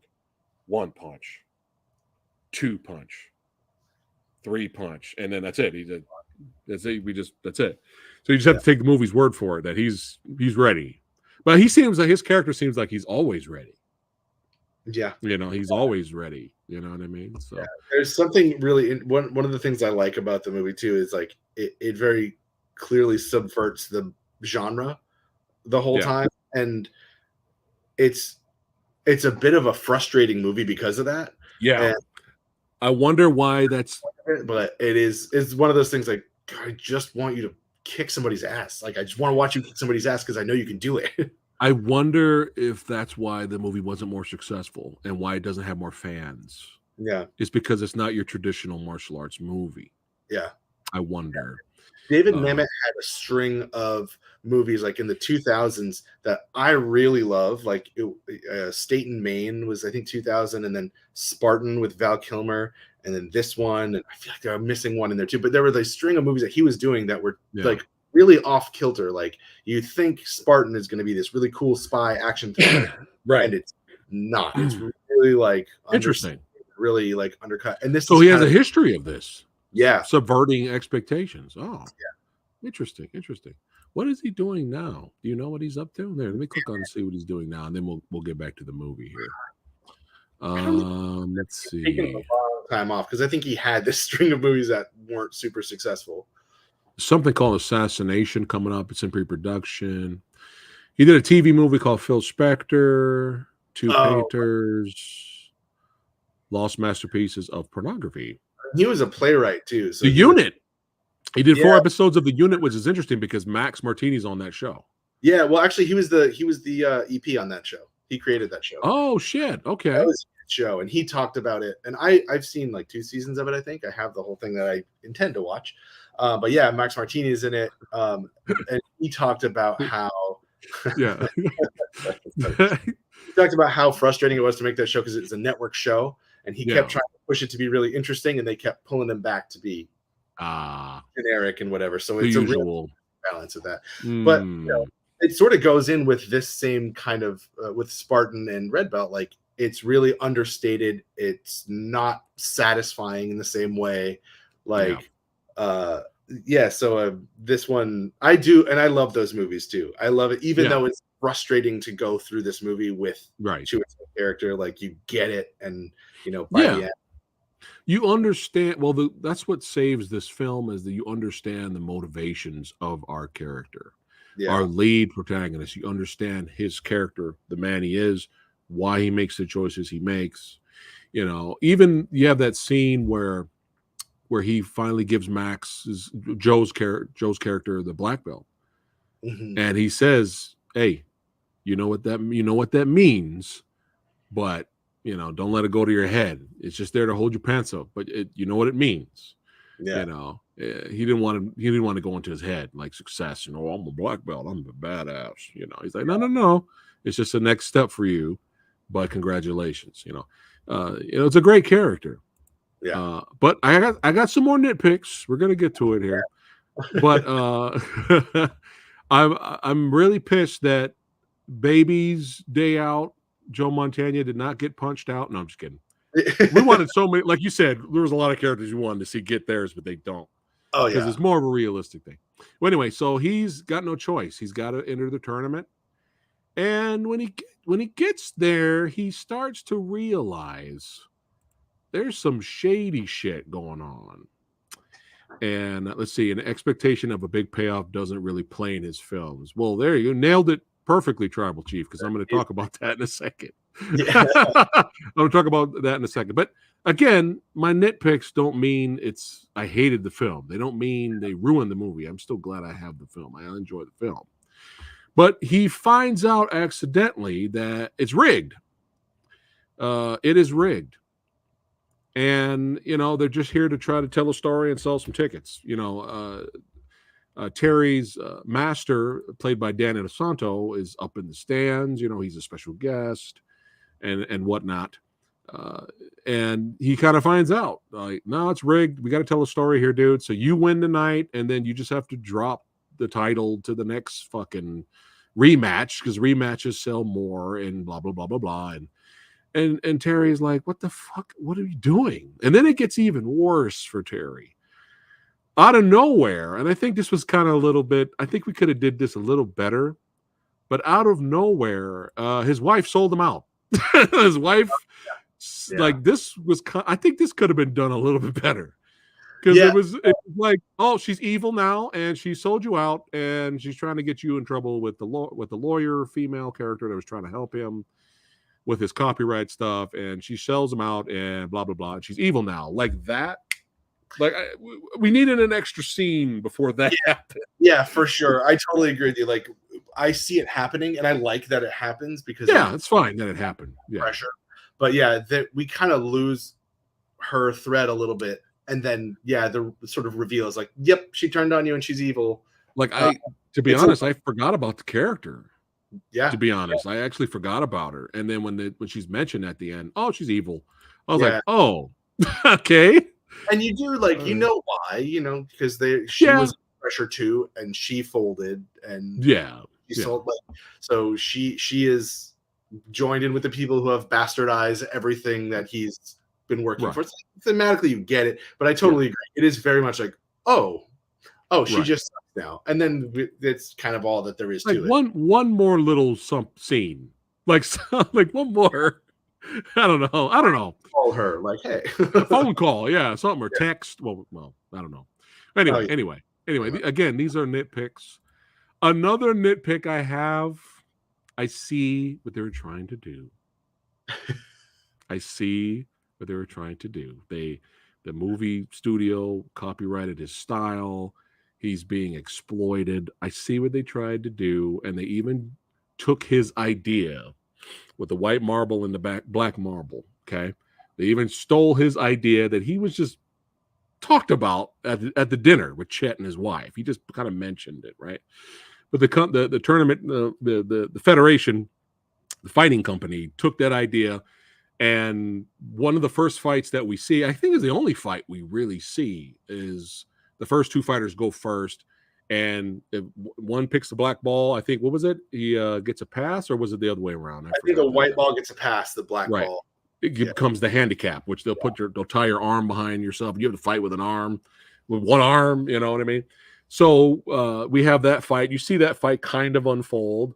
It's kind of fucked up. I'm like, what the fuck is this shit? But, in smaller federations, that's not UFC, or in foreign countries, they do crazy shit. They do crazy shit. So it's not that out of the norm. Sure. I've seen some people say, oh, they did that for dramatic purposes. I'm like, nah, you guys haven't seen the smaller, not popular federations. They do crazy shit. There's like fights in Russia where it's 5-on-5 all at the same time. Oh, jeez. So imagine the octagon cage, but there's 5-on-5. Oh, that's wild. With like 3 refs in there. Like, they got phone booth fighting where people go into a phone booth and they just swing. I mean, it's not that far-fetched. But what made me kind of roll my eyes, and I was like, okay, they took his idea. That's fine. But what made me kind of roll my eyes, and I kind of laughed, when the secret magician guy turned out to be the guy. I was like, okay, all right. Now, this was fucking hilarious to me. Like, I was like, what? Earlier in the movie, super magician guys. Ooh, yeah. Like, he meets him in a bar, and he just happens to be the guy underneath the mask. Like, this was kind of like, I was just like, it was. This is my face. I was like, I know. Same. I know what they're trying to do. That's always been a little bit of like, you didn't need to hit it that hard. we'll totally get it. And that's a hard thing to sell. Hey, a magician is switching the balls and like rigging the whole place. But like this shot exactly is like, the whole movie, we're grounded, serious realism, fucked up drama, and then all of a sudden, magician, look at me, very schlocky. Yeah, very. That was not needed. They just steal his idea. That would have been fine. You stole his idea for the tournament, so the tournament has a gimmick. Fine, but this was like hysterical. I don't see how you could defend this, but I'm sure there's people out there that can defend it. Yeah. Let's see. Same thing with the wife. Like, I see why they did it. I like that. It's cool that there's a magician. That's could do. Because if they were going to try to rig it, because Ricky Jay has a great line where he's like, "You gave us with this like a way to rig the fights without the fighters knowing," and I'm like, "Cool, you're really bastardizing his vision, whatever." And so they would go to someone with sleight of hand who could do it, who could, So I said, I'm sure that the idea was sound. Yeah. But I couldn't help but laugh when you see him in the mirror and he's just like, yeah, no, it takes a step into like, what the fuck is this? Like, so anyway, that's another little nitpick. Hold on, we got a comment here. There's a crazy kickboxing tournament in Thailand where you get a KO and then you get a minute to revive at the corner after you got knocked out, Billy. You get to revive at the corner, and if you make it back, you're in the match. That's amazing. Yeah, it's nuts outside of America, bro. Like, it's nuts. Have you heard of I'm Tribal Chief, help me out here. It's another style of kickboxing. Lithway is another style of kickboxing where it's very similar to Muay Thai, right? Yeah. All 8 limbs, but you can headbutt. Headbutts are legal. Yeah, like you headbutt during the match. So imagine setting up a Lithway match with 2 brutal killers, and then we cut away to the magician. And I remember watching it for the first time in the bar, and it's like, why was there just a magician there? Why was he doing tricks? And like, that's true, right? Good writer that like in the moment, I'm like, all right, well, we just had a weird thing. Okay, we'll move past it. That's Well, fine. you can't fault, like you said, you can't fault the director. He did kind of set it up, even It's though I laughed at it. He did set it up earlier, right? oh yeah, yeah. It's So it's I there also have a theory that Tim Allen was not necessarily in the bar to to fight. fight. He was there to meet that magician Oh, because it was a whole conspiracy that they were doing with him. But I don't know. I'd have to theories. watch it again with that in mind to see if that actually makes sense. There's something that happens with David Mamet's movie and Yeah. like his movies where he just cuts them to the bare minimum of what you need to move on. You know, Yeah. like the absolute bare minimum. And Spartan is very much like that too, where you have scenes where you're almost like, what are we talking about? I have no idea, but you're on to the next thing. And I think it's very cool and really engaging when you do that. But you also lose kind of a lot. And I think you lose, the thread with the wife, you lose a little bit the thread with the movie where you just kind of don't realize it's not important anymore. And you lose the shit with the magician becomes 2 scenes that mean a lot. It becomes very silly and schlocky. I have not seen Spartan or Heist. Oh man, you got. I'm looking up Spartan right now. Val's in there, Val Kilmer, but you got. Spartan is really good. It's a lot like this one where it's very bare bones and I minimal. see Ted Bundy's in this too. Ed O'Neill, he's in this too. Yeah. Yep. Cool. Lots of people from Redbelt are in Spartan. Nice. Yeah, so back to the movie though. I'm still enjoying myself. Well, after he finds out it's rigged, and then his wife's like, fuck you. And then he sees what's his name? Mind Freak. Mind Freak is having fun with his balls. He's just like, you know what? Fuck this, man. Now, why do you think the lawyer slapped him when he tried to leave? He first just tried to leave. Yeah. He didn't want to be a part of something that was rigged. It's disrespectful to the art. But remember, he had that moment. There was no dialogue. He couldn't hear. Yeah. He walks outside. She's out there because she's having a smoke. And he goes up to her and he tells her what's going on. And then she slaps him. Why do you think? I'm not sure. I don't know if it was a motivator for him or, like, no, you need to fight. I feel okay. No, now you fight. You have to fight it. Instead of walking away from it, you have to fight it. Like right. This is the fight. Okay. I thought now that your way makes more sense because I thought he told her, hey, I just found out my wife fucked you over. Because remember, it was the wife fucked her over too, because she told what happened with the police shooting the window and her shooting the window. So I thought maybe that's what happened, and she's like, "What?" But anyway, interesting. Yeah, is that Mind Freak used to work at a table in a casino? There you go, Mind Freak. There's a part of the world that holds fights where you can't use any limbs. I need to know where that is. I need to move. That's Sexy Sumo. Sexy Sumo, you get a. Yeah. I hope you're happy. I hope you're happy, sir. Anyway, he turns around. He's like, fuck this. Fuck it all. He turns around. He goes back. And he's trying to get a hold of Randy Couture playing himself, basically. Yeah. And they gave him a character name, but they really didn't need to. Oh, yeah. He has a different name, huh? Dylan something, I think. Wow. Flynn. Dylan Flynn. Just call him Randy. Just call him Randy. Anyway, just call him Captain America. Yeah, so he's there going to the side booth, the commentating booth, getting ready to commentate with the other guy for the fight's getting ready to start, or the next fight's getting ready to happen. And he's calling him out because he's trying to he said Dylan, right? Yeah. He's trying to let Dylan know. Terry's trying to call out Dylan. He's like, hey, trying to let him know, like, hey, everything's rigged, dude. Do you know everything's rigged right now? Like, this is a farce. Like, there's so many fighters that are going to take dives. Like, this is all fucked up. And he's kind of far away, so he sees someone yelling, but he doesn't really know what's going on. He goes and sits down in the commentating booth. Meanwhile, they're trying to stop. They send security on our guy here. And I think this is probably the best fight sequence Yeah. in the movie is when he takes Simon Rhee is one of the guards. I think Simon Rhee is the one that kicks him. He gets the kick. He kicks him in the face. Simon Rhee is one of the guards, and he fights like 3 or 4 different dudes, security dudes. While he's still trying to get to Dylan. Yeah. It's probably the best fight sequence. Unfortunately, charged with him too. Like you're just like, oh yes, finally. Oh yeah, motherfuckers up. Right.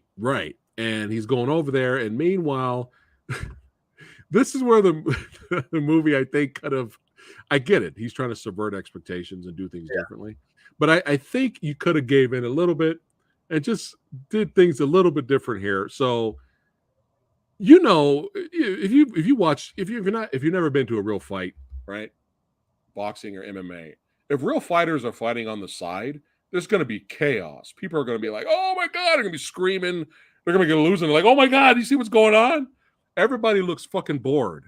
So when he finally runs into the main nemesis, and he's like, look, man, you're not going to fuck this up for me, man. All right. I don't care if your teacher's sitting up in the stands watching. You're not going to fuck this up. And so they start going at it. And literally, like, it's not like there was another fight happening. There's no other fight on going on at the same time. No. Like, this is happening. This is our main dude fighting another main name, and people know who he is. It's not like he's a jobber. It's not like Terry's a jobber. They know who he is, and everybody's fucking bored. People are just like, oh, look at that. Oh, look at that. Check that out over there. Yeah. Even our villains are like, oh, there's something happening over there. Look at that. Oh, look at that. Right. And then even Couture is like, oh, check that out. Oh, wow. Hey, camera guy, you should go. See that over there? What's going on over there? I think the crowd reacting in a realistic way, like, you guys see that shit? What the fuck's going on? Would have heightened the fight a little bit more instead of everybody looking completely bored. Yeah. And then another thing that bothered me. This is supposed to be the main finale throwdown. Can you still watch? You enjoyed it, right? You liked it, right? Yeah. Okay. Can you still enjoy this in finale jiu-jitsu throwdown fight?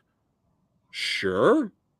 But it's me, and the director does not know how to shoot fight scenes.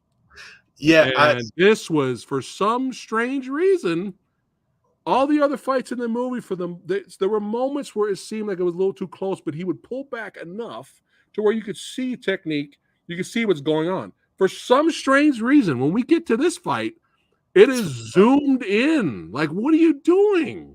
I watched the special features after I watched the movie today.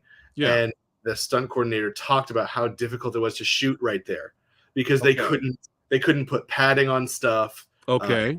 A lot more sprawling than it seems like it is. You're totally right. Like, it's different. It looks like there's enough room where they just pull. Let's see this shot right here. This is perfect. Mm-hmm. This shows the technique. This shows both people. It shows the bored crowd in the background, not really giving a shit.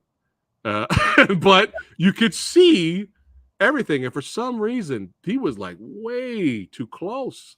Yeah. Now, I understand some parts of the fight he wants to show Chiwetel's face up close because he's like getting choked out. Yeah. But when they're grappling, I was like, dude, come on, man, pull it. No, it's frustrating for me. You remember, this is me, Billy. This kind of stuff's frustrating. Like, I'm like, come on.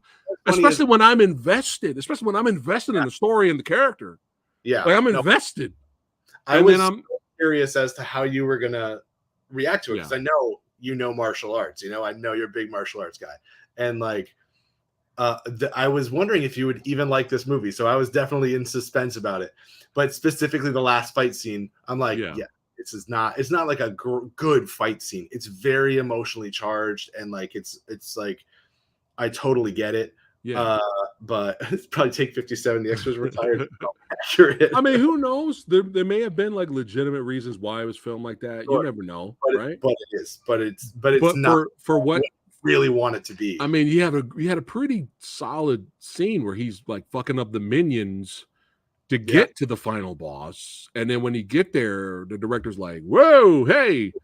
The director's like, how you doing? Hey.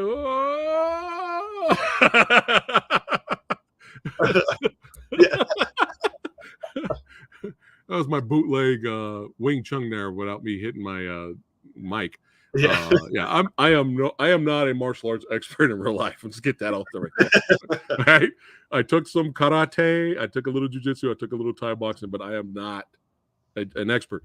But I love this. I love the genre. I've been watching the genre for a long time, and it's just so strange why the crowd was completely bored. Yeah. And you know, this was like the main thing. The only guy that reacted in a realistic way was Dan Inosanto. He's the only guy out of a sea of thousands. He's the only guy. He's like, what the fuck? And he like stood up. Concerned, like he was. Yeah. There are people fighting right now. Yeah, he's like, what the hell? You know, and it's not like just two drunk dudes. Two drunk guys fighting gets people's attention. Yeah. But when you have the two main guys on the card fighting, you know, I mean, that's like you paid money to go to the Tyson Fury, Francis Ngannou boxing fight that's coming up. And you're sitting in the stands, and all of a sudden you turn, and Tyson Fury and Francis Ngannou are beating the shit out of each other right over here. Right? People are going to lose their shit. Yeah. So I'm not sure, but it kind of like whatever momentum was building was completely, no pun intended, choked out of the scene. It's very strange. Yeah. But I like the wall run up. Oh yeah. Reversal. That was fun. At least he pulled back to show that. Yeah. Sure, it was they probably had to. Yeah. Well, because he was almost done. He almost was choked out. And remember, that's his way of thinking. There's always a way out. And he reverses out of it and chokes him out, which I think still could have been shown better. Yeah, I didn't see this guy just slump over and we're done. Yeah. You know, so yeah. I didn't realize that that's what he did until after I was like, oh, he choked him out and he passed out. Got it. Okay. Yeah. I had to sort of connect those dots myself. Right. Extreme close up. Whoa. Yeah, there's a like break with reality that the movie has. I feel I'm sure me like how I justify it or how I like make sense of it, because there's a very clear like when that last fight starts, you can tell it's very real. It's very personal between these two guys. Yeah, I don't mind that at all. Fight. Yeah, just show it. Yeah, 100%. Yeah. I think it like has a weird break with reality from that point to the end, and I almost speaking of break with reality. Yeah. So he chokes him out and he falls down because the fight was over in the script. It said it was time to end it. He slumps over and falls over, and then he walks to the ring again. Crowd not really reacting, but I guess it was the director was trying to make this like a big dramatic moment. So I have to be on. I need an honest answer, Billy. Yeah. When he gets into the ring, and everyone's quiet, and he grabs the microphone. He's getting ready to tell everyone that they will not get a refund, and they wasted their money for paying for some bullshit that's rigged. And right at that moment, before he gets a chance to do that, Dan Inosanto appears out of nowhere and teleports into the ring, and out of nowhere pulls out a red belt that I guess he had it on him the whole time. I guess he's got spare red belts whenever he needs to give them out for those that he deems worthy. And he gives the red belt to Chiwetel. Did you laugh? I did not laugh, but I did scratch my head a little bit. Okay. All right. This is what we're doing. Yeah. No, you're right. I think that's part of my break with reality. Like we're doing the thematic story thing. We're not interested in anything else reality. We're going to show like, he has this real fight. Yeah. Respect, the honor, the purity of it. Like we're just doing that. Reality be damned. So watching it this time, I've seen the movie before, know it well, know what's going to happen. But this time watching it, I can see them like setting things up a little bit. Okay. I never realized they show a shot of the guy sitting in the crowd, and they put the red belt in front of him, sort of like on display. Oh, well, look at you in front of him. Okay, well, now it's not out of the now it's less weird. It's still pretty weird when he walks out there because you think it's gonna be all this shit, but then Baxter walks up. You Okay, know, so I missed that. Okay, I missed the so did I. setup, The but first for sure. it's still a little weird because the tournament was for money, not for a red belt. Yeah, But I get, they wanted that traditional respect of martial arts, and that master's eyes, Dan Inosanto's eyes. He was like, "This guy, I just seen it in front of me. He choked out who was considered the best. yeah, Give me this red belt. I'm gonna go down there. Boom." yeah, So, and we've seen that in UFC fights, like, a guy who's training on the outside with his team, who's, trying to get better at jujitsu. And then when he uses jujitsu to win, his corner will give him a belt right there in the ring sometimes. oh, that's They'll be cool. like, I think it was Tywan Woodley when I think he beat, I forgot who he beat, but he ended up choking him out. And afterwards, when they raised his hand, he was still champ at the time. So I think Dana put the belt on him, but his teacher, his corner, gave him the black belt in the octagon. So that Yeah, makes a little bit more sense that way, except we just weren't expecting it after seeing all this stuff. yeah. Like, we're not expecting that to happen. This is what that David Mamet tends to do, and Yeah. it's a strength and a weakness at the same time. Mm. When I write stuff, I sort of have to stop myself from this too, where like you follow the theme and you follow the thread of your story so closely that you do sort of break from reality a little bit, and you sort of you almost isolate it to the point where like, no, this is what's going to happen. Like the red belt earlier, he says to Emily Mortimer, she's like asking about the red belt. He says, "Oh, there's only one, and it's his." So like that's the honor, that's the purity he's chasing. So like, yes, thematically, story wise, I absolutely get it, and I feel it. Like it feel like a moment of catharsis. Watching the movie, in reality, it's been such a grounded thing the whole time. It is a little bit of like a, what are we doing right now? Like, are we? Is he imagining? Is it a dream? Like, It'd be funny. Alternate ending. He's the one that got choked out, and and that whole ending was in his head. Oh, there's that break with reality. Oh man, that would have been crazy, dude. I He wakes cracked up. Yeah. Tribal Chief says it doesn't fit into the story. They should replace the red belt scene with the authorities coming in and arresting the scammers. You know what I thought was going to happen? He was going to get in there and tell everybody that it's a joke, and they were going to all tell him to go fuck himself. They came there for a good time. Get the fuck out of the ring. Yeah.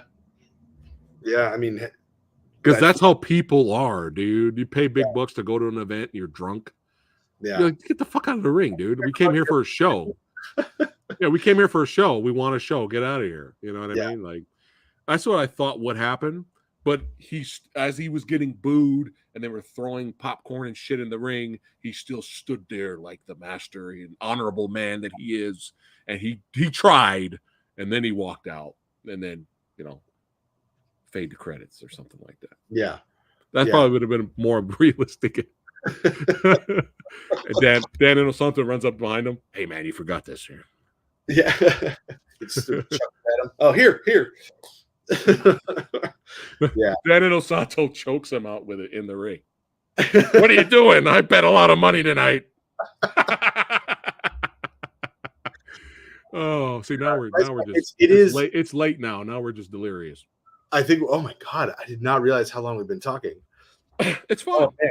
But it's good. We always do this. We're talking 2 movies, man. Oh yeah, no, I'm having a blast. Yeah. But like, that's why this movie, it is kind of hard to recommend to people because like, it is frustrating and it's tough to watch. And you got to warn them. Don't expect kickboxer, bloodsport, undisputed movies. Don't just expect a drama. Yeah, and it's a frustrating, sad movie. And you see, it really is truly about like the cost of his honor and the cost of the purity that he lost everything. He lost everyone. Even at the end, all he has is that red belt, and you can tell like it means so much to him, and like that's his whole life has been devoted to that. And as I don't know, catharsis from whatever his mysterious past was. Who knows? It's like a very singular journey in that way, but it is not a crowd pleaser. Yeah. And so I was very curious as to your thing. I'm glad you enjoyed it. Yeah. But I was trying to hold back chuckling a little bit when Dan just teleported in there and just came Red Belt. Yeah, And it's he a didn't even a chance to tell everyone it was a scam. And the movie just ended right there. I was like, oh, okay. yeah. But yeah, there we go. Honor versus mainstream corruption. There you go. There you go. Yeah, there, you know, despite the end finale fight being framed poorly, the martial arts that's in there is displayed for the most part in a very solid way.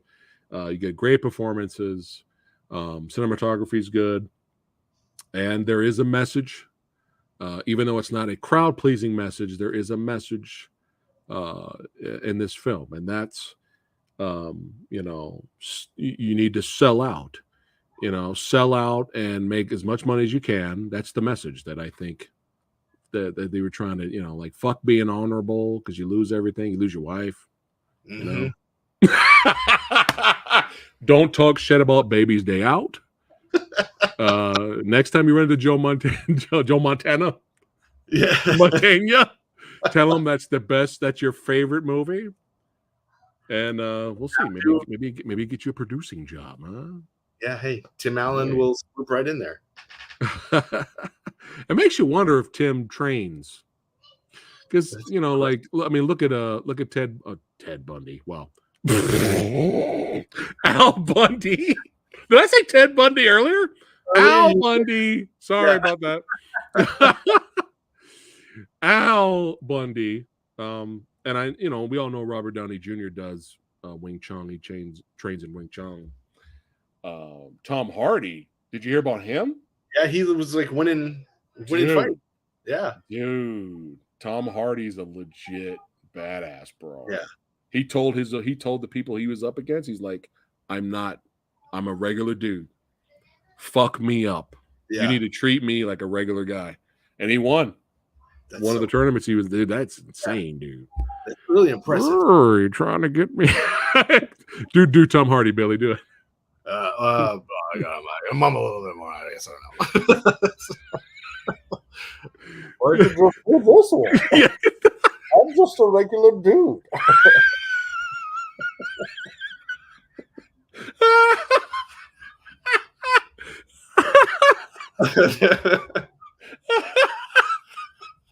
Oh shit, dude.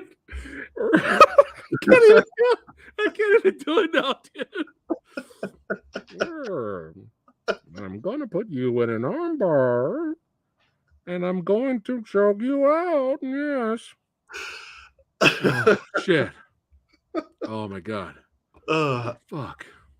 Yeah. Oh. What movie were we talking? Could you imagine losing to that? No. I feel like I would walk away at that point and be like, all right, yeah, you win. Oh shit. Oh, Billy did a lot better than me. I can't do Bane right now. I'm laughing too much, man. I can't do it. That was amazing. Yeah, but I wonder if Tim does something. I don't know. I mean, I feel like everyone in the movie, I mean, Ed O'Neill has a quick cameo for a second and then he's out. And like everyone in the movie has some sort of connection to it. Yeah. Like, he must have done something. I want a Bane jiu-jitsu movie now. That's it. It has to happen now. I'm gonna start doing that right now. As soon as the strike is done, that's gonna be the first thing I'm out there doing. Oh, anyway, well, this was a blast, man. Like always, these are fun. I hope hopefully we can keep doing these. And, man, I think I might hit you with a horror one. Yeah, please do. Yeah, and then you could pick something to. I'll pick the Jane Austen Book Club. I would never do that to you. Grease. There you go. I'm gonna pick Grease. Oh god, I'm not gonna make it. Oh fucking hell. Anyway, this was amazing. Thank you so much. Oh, what's the connection? What's the connection of both movies? Aside from the color red, red. Okay. That's it. I think it's gotta be something to do with. Do it. Say it. Say it, Billy. Say it. They're down here. Chasing a woman. Oh, wait, what is it? Say it.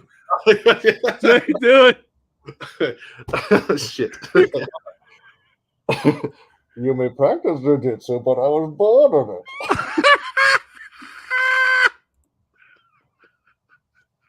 Could you imagine if we were both drinking right now? Oh, God, I miss that. Sometimes I'll do late night streams. I'll drink a little alky, and we'll be. Oh my God. Yeah, it either has a very good or very bad effect. They're both 2000s. Hey. What were you gonna say though? Originally? Okay, color red, obviously. Oh, but it's got to be something to do with chasing a woman that's bad for you. That's the main. I like it. Bad for you. I like it. You know, the guy's chasing this sex robot. That's not for him. You know, she's not for him. He's got the better one there. And then Redbelt, he's got his wife. He's trying to help her out. She turns on him, and he falls in love with his belt. Everyone's dying over your Bane, bro. Like, it's great. That's it. It's a new thing now. Every time Billy is here, he has to just say something in Bane. Yeah. Before we end it, Bane, anything you'd like to say? People watching.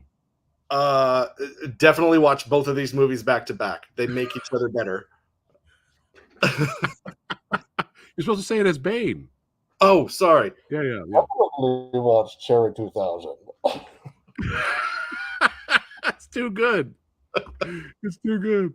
Oh, man. Well, this is the blast, brother. Don't go anywhere. But all you badasses, hey, y'all know what you need to do. Check the link in the description box below, baby. Follow Billy on Instagram. That's right. Keep following this man during his filmmaking journey. And, hey, if you're new here, I hope you guys had a good laugh and guys had fun. That's what the channel is all about.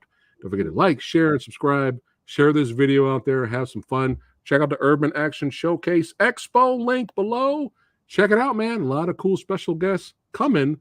And a lot of those cool special guests may be coming soon to this channel right here to talk to your boy. Keep watching movies.